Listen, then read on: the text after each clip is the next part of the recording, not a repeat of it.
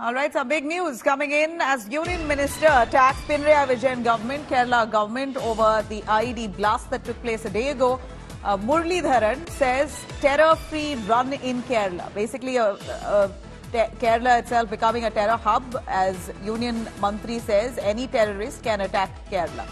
Blast used by Vijayan to target the BJP. That's what the Mantri says. Kerala books Modi Mantri, as we see, Rajiv Chandrasekhar has been booked. An FIR has been filed against Rajiv Chandrasekhar over remarks that he made on the IED blasts that the FIR says is communally sensitive and is instigating hatred between communities in the state.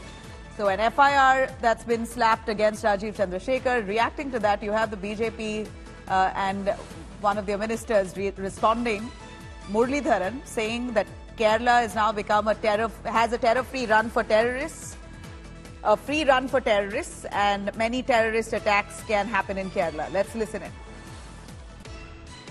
The first statement that came out about this incident, linking this incident with Palestine and religious radicalism, is of the State Secretary of CPM. So no action is taken against him, because it doesn't suit the Chief Minister's intentions, it doesn't suit the CPM's intentions of creating a wedge between communities and create a favorable or make a section of the community in favor of CPM. So taking a case against Rajiv Chandrasekhar, it suits them. That's why it is being done. Nothing else. All right, let me cut across to Shilpa Nair joining us more on that. Shilpa, go on, tell us, we see that Rajiv Chandrasekhar now faces an FIR as the Kerala government accuses him of putting out communally sensitive statements, triggering hatred between communities in the state, all in the wake of that IED blast that happened a day ago. Now you have more reactions coming in from the BJP that these are false charges leveled against Rajiv Chandrasekhar. Kerala has become it's a free run now for terrorists in Kerala. Tell us more on the IED blast investigation, the developments coming in on that, and this FIR that's been leveled against Rajiv Chandrasekhar.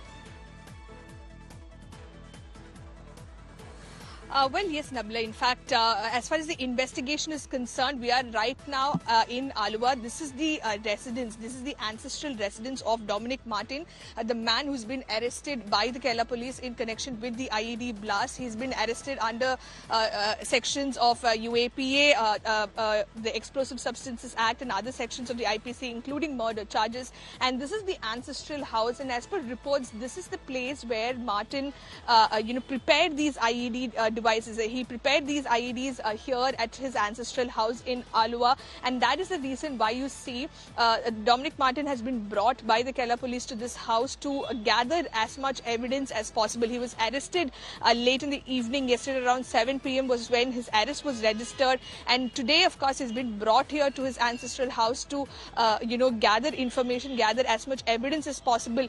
He used to this particular house that you see, it has been given on rent, but there he has one room that he used to use on the top. There's a room on the terrace, and that is the reason why we see a lot of officials. They've been there for quite some time now, and they're trying to gather as much as evidence. At this point in time, Kerala police says they have enough evidence to show and to prove that Dominic Martin was indeed behind the blast. But what they want to ascertain is whether there are more people behind this. Was he assisted by someone? Was he given? How did he procure these explosive materials? Was he funded by someone? Was he instigated by someone? All of this is what they want to piece together. But for now, they have concrete proof to establish that it was indeed Dominic Martin who carried out these IED blast at that church, at that prayer meeting of a Christian group. In fact, it was Martin himself who surrendered before the police and said that I take full responsibility of the blast. And he had also uploaded a video on Facebook before surrendering, wherein he said that he did not agree with the ideology or the preachings of Jehovah's Witnesses, and that is the reason why he had to do this. He says their preachings were against the country, were against the national interest, and was poisoning young young minds. And he himself used to be a member of that particular Christian group a few years back, but he came out of that group. He in that video said that he tried to tell them to correct their ideology, to correct their way of thinking, but that did not happen, and that is why he had to do this. Now, according to police sources, what we're given to understand is that Martin himself handed over a lot of key evidences to the police, including mobile clips and some bills. Now, all this will be surrendered, all this will be produced before the court today. He will be, of course, produced before the court, as is the procedure, and his mobile phone has some very key evidences, and that will also be submitted to the court. It will, of course, be sent for forensic analysis as well. But as of now, Kerala police wants to make sure that they tie all the loose ends in this particular case. They want to make sure that they want to see whether this was a lone person attack or was it orchestrated by someone. Was Martin Dominic funded by someone? Was he assisted by someone? All that is what they're now looking into. They will be taking statements of key witnesses in the case, those who attended that prayer meeting, relatives of Dominic Martin. All of that will continue, and in a day or two we are expecting the NIA also to take over the case, because of course UAPA has been invoked as far as this case is concerned. The Explosive Substances Act 2 has been invoked. So the NIA, of course, has been assisting the Kerala police since day one as far as these explosions are concerned. But for now, it is the Kerala police that is taking the lead in the investigation.